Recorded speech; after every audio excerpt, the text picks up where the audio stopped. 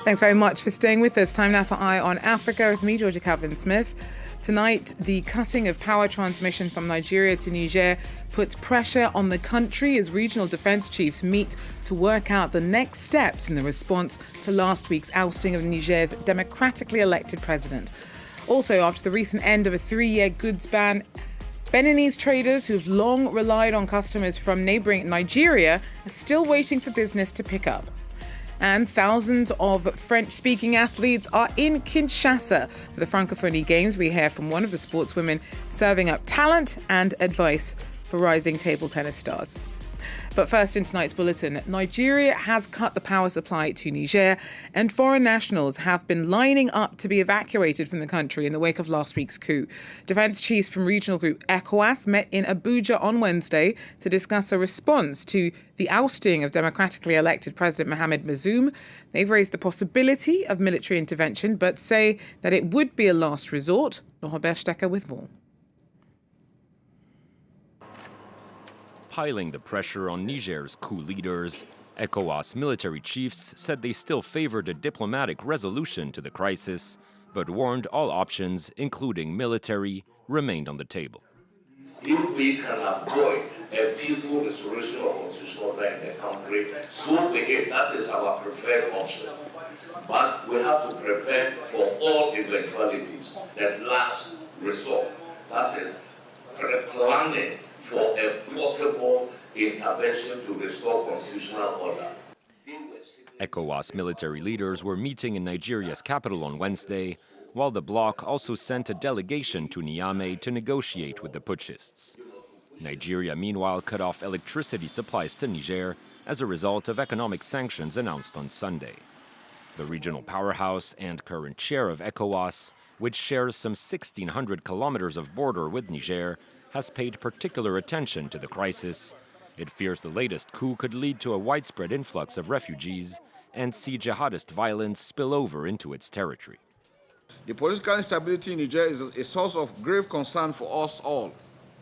It threatens our shared vision of a peaceful, secure, and prosperous West Africa, a vision that is impossible to achieve amidst political upheavals and disruptions to constitutional order. Last week's coup was the latest in a series of military power grabs in West Africa, sparking fears of a domino effect that could destabilize the region. ECOWAS has vowed to act decisively to restore Niger's democratically elected president, but putschist governments in Mali and Burkina Faso warned a military intervention would be interpreted as a declaration of war against them.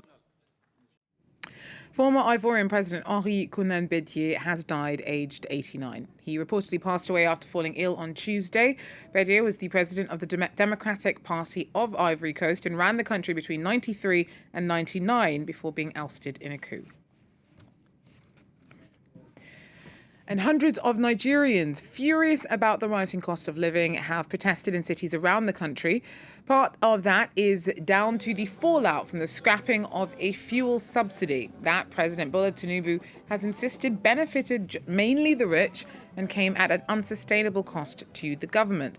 Tinubu launched some economic incentives this week to cushion the blow of the subsidies removal, but many say that they don't go far enough. Tinubu met with union leaders on Wednesday. They're calling for the government to beef up social welfare.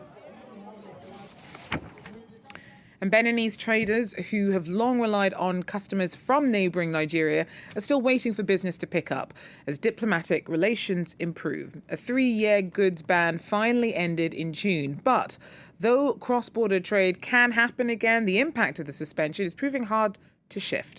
Our team have more. Nigeria's President Bola Tinubu fully reopened the country's borders to goods from Benin. Yet, despite his decision, the trade of second-hand cars in Cotonou remains slow. Like this seller who imports vehicles from the US, Canada, and Europe. Before the trade ban, Nigerians made up 90% of his clientele. It's as if the border is still closed. Nigerian customers used to buy all kinds of vehicles, whether they were 4- or 8-cylinder ones. They used to buy everything. Beninese sellers in Ogolo, a small village along the Nigerian border, mainly relied on exporting Asian rice, until Nigeria banned the trade in August 2019 to combat smuggling. Today, sales between the two countries still remain stagnant despite the ban lift. Now, I buy rice on credit and sell it at retail to be able to get by.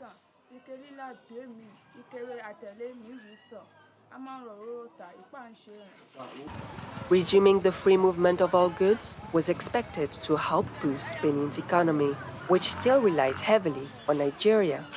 But this dependency is proving to be detrimental, as Nigeria's currency has depreciated by almost 35% due to the coronavirus pandemic.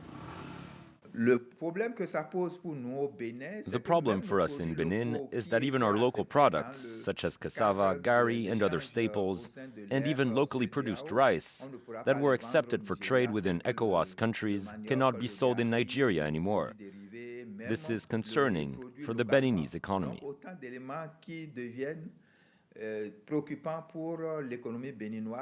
The diplomatic relationship between Benin and Nigeria has nevertheless improved.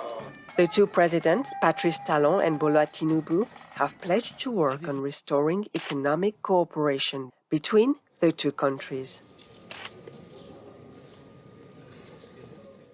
Well, South Africa is through to the last 16 in the Women's World Cup with a 3-2 victory over Italy on Wednesday. Captain Thembu Gatlana scored the injury time winner to set up a meeting with the Netherlands on Saturday and send Italy home. The Francophonie Games have kicked off in DR Congole's capital. It's a chance for thousands of sports people from French-speaking countries around the world to compete and swap tactics and techniques. Our team went to meet one of the athletes coaching young hopefuls in table tennis.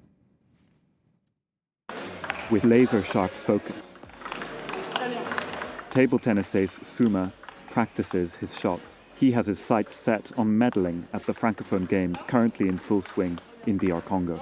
You should never stand up fully. You just move around, making short steps, staying low. You don't stand up. The day's training is led by Sarah Anfou, a French-Cameroonian table tennis player and ambassador of the Games. They bring together thousands of athletes from dozens of French-speaking countries for competition and inspiration.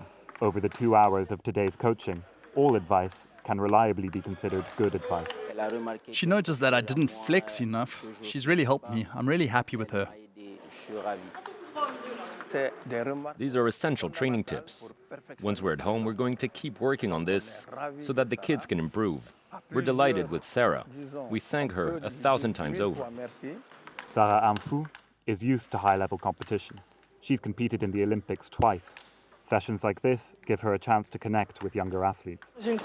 I benefited from a privileged first stage of my career in France and a second stage in Cameroon. So you can see that we're not at an equal footing. Even though we have the same talents or even more talented players in Africa, I see it as my responsibility to give back to the sport and to share it with the younger generation.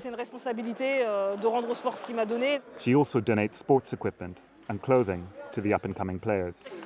Every time I come to the continent, I try to bring the equipment I collect in France and that I've collected thanks to my sponsor, because I know it's a real problem here. For over 15 years, Sarah Anfou has been traveling the world with her organization, Ping Sans Frontières, as well as inspiring young sportsmen and women across Africa. She's determined to show that access to sport should be a universal right. And in Rwanda, the 28th Women's Afro-Basket Championships underway. Teams from all over the continent are competing in the Rwandan capital. And that's where our Clément Diroma is with more. A dozen teams and hundreds of athletes arrived in Kigali for a new edition of the Afro-Basket Women's Championship, hosted in Rwanda for the first time. The Nigerian team holds the position of strong favorites this year, having clinched victory in the 3 preceding editions. However, they might have to face the Senegalese team, renowned for securing 11 continental titles.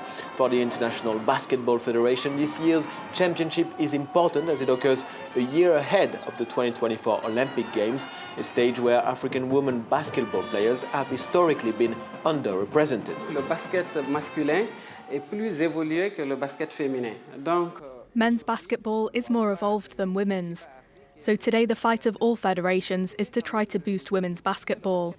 We have started, but there's still a lot to do. We want to go very far, compete with teams from other continents, Europeans and Americans. We really want to go to this level, because there is no shortage of skills. We have the people, we just have to work on it, because we know that African women are great athletes.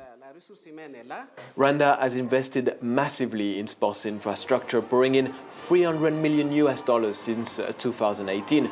Recently, Kigali hosted the FIFA International Congress and the African Basketball League, the BAL, in May. Rwanda also relies on sponsoring through the Visit Rwanda branding on Arsenal and Paris Saint-Germain football jerseys. Looking good, guys. Well, that, though, is all we have time for Eye on Africa. Thanks for joining us. Do so again if you can. Take care.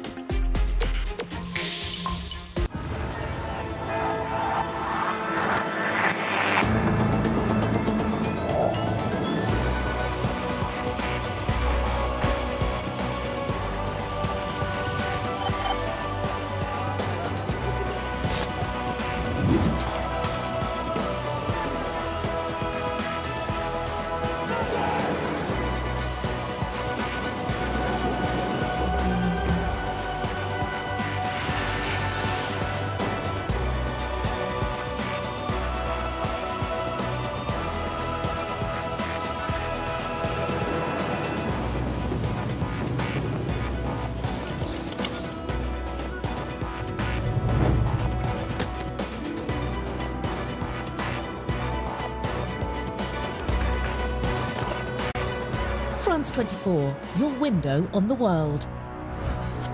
Liberté, égalité, actualité.